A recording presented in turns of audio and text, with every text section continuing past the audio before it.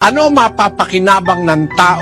Makamtan man niya ang buong sanlibutan, hindi Pilipinas lang, buong sanlibutan, kung mapapahamak naman ang kanyang buhay. Kaya hindi wealth ang pinag-uusapan bilang success, hindi prestige, hindi honor, hindi glory among men. Ang tagumpay, pwede sa pulubi. Si Lazaro nagtagumpay Hindi siya nagnakaw, nag-aabang lang siya ng mumo na nahuhulog doon sa dulang ng mayaman.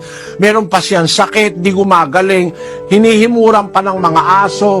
Baka yung nakahimod na aso na impeksyon na toda si Lazaro, patay. Pero ang sabi sa Biblia, pagkamatay ni Lazaro, dinala siya sa sinapupunan ni Abraham. Yun namang mayaman na hindi man lang siya binigyan ng pagkaing maayos, napunta naman sa paghihirap. Kaya hindi ang success na nasusukat dahil marami kang pera.